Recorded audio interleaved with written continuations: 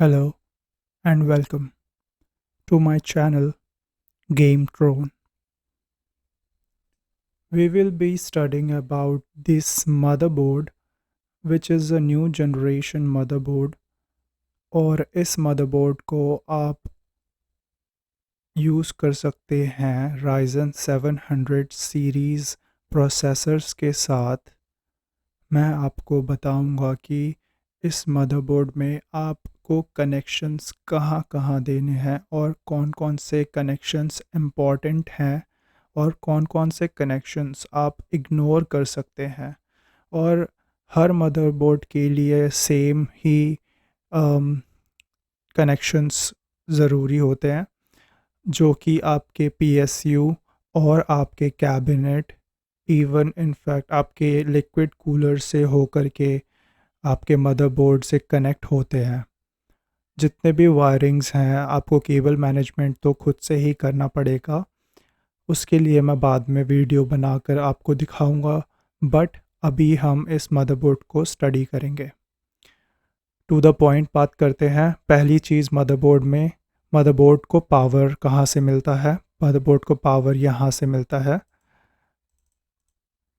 इस मदरबोर्ड को पावर ये 24 पिन सॉकेट देता है। इसके लिए आपको अपने पावर सप्लाई यूनिट जो आप ख़रीदेंगे उसके साथ एक वायर मिलता है जिसमें 24 सॉकेट पिन अवेलेबल होता है, 24 पिन सॉकेट अवेलेबल होता है और वो आप यहाँ पे अटैच करते हैं।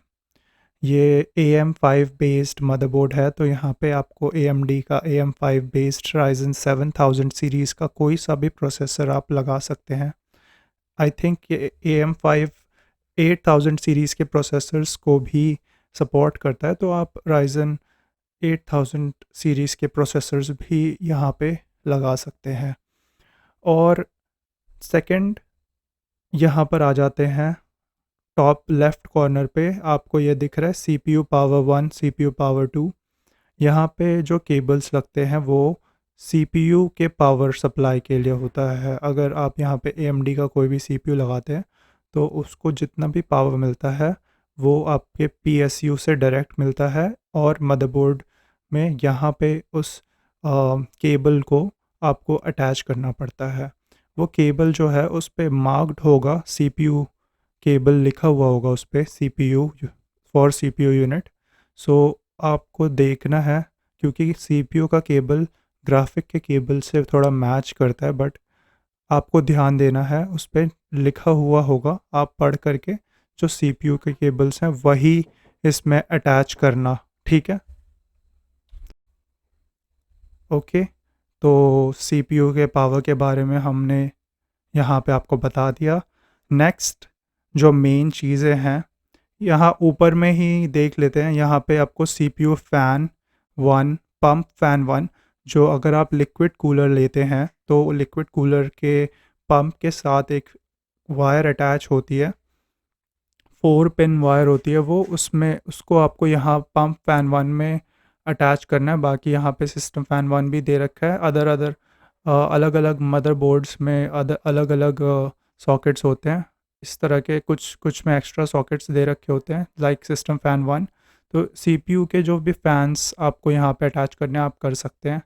और बाकी अगर आपके लिक्विड कूलर में RGB है तो यहाँ पे आपको अटैच करना है RGB केबल JRGB2 में। ओके, उसके बाद यहाँ पे सिस्टम फ़ैन 2 के लिए एक और पॉइंट दिया हुआ है। उसके बाद नीचे आते हैं, यहाँ पे JUSB1 का सॉकेट है यहाँ पे। ओके, और उसके नीचे यहाँ पे सिस्टम फ़ैन 3 वापस से यहाँ पे सेटा के लिए सॉकेट्स दिए हुए हैं। ओके, तो अब हम लास्ट में आ जाते हैं। जितने भी आपके कैबिनेट में बटन्स हैं, पावर बटन, रीसेट बटन, और जितने भी आपके पावर LED है और पावर स्विच का जो वायर है वो यहाँ पे आपको अटैच करना है JFP1 में। यहाँ पे आपको दिया हुआ है, ये देख सकते हैं छोटे अक्षरों में लिखा हुआ है, it is written in small letters here, कि पावर एलईडी प्लस माइनस का ध्यान रखते हुए आपको लगाना है। और इसको लगाना थोड़ा मुश्किल होता है क्योंकि ये बहुत डेलिकेट होते हैं, तो आराम से प्रेस करना है आपको। अपने नेल्स का यूज़ कर सकते हैं आप प्रेस करने के लिए। प्लस और माइनस का ध्यान रखना, यहाँ पे जैसे दिया हुआ है, जैसे ये वाला प्लस है और ये वाला माइनस है, और नीचे ही वैसे ही प्लस माइनस।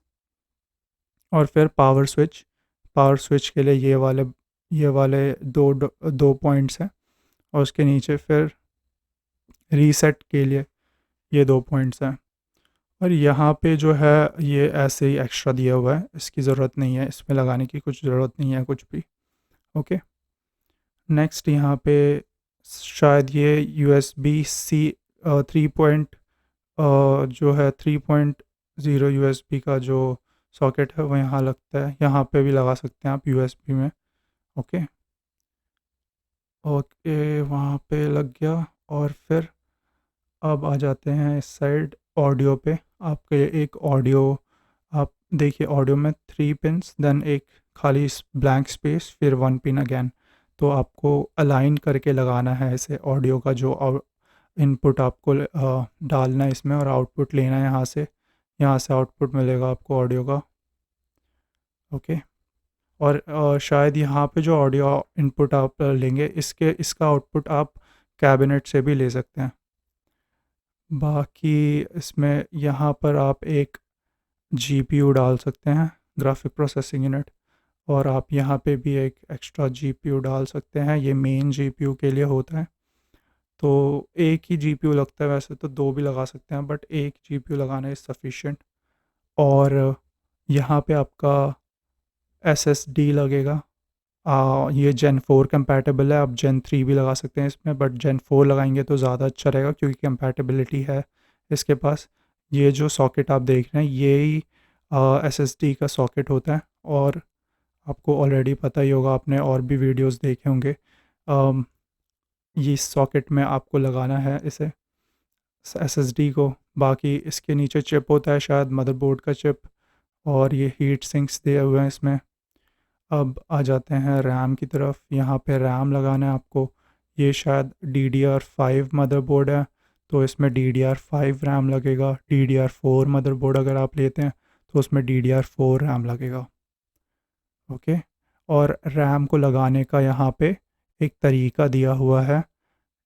जैसे अगर आप दो रैम स्टिक्स लगा रहे हैं तो पहले आप, यहाँ लिखा हुआ है फर्स्ट, इस वाले को यूज़ कर सकते हैं और इस वाले को, इन दोनों में मत लगाना, इसमें और इसमें, second one and fourth one में आप लगा देना।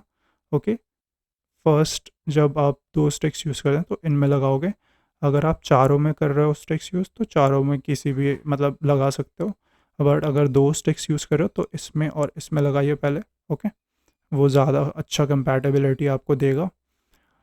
ओके, तो इतना ही था मदरबोर्ड के लिए। हमारा टॉपिक ख़त्म होता है यहाँ पे। प्लीज़ सब्सक्राइब कर दीजिएगा, शेयर कीजिएगा, लाइक कीजिएगा। आप लोगों के लिए और भी वीडियोस बनाते रहेंगे। धन्यवाद एंड लव यू ऑल।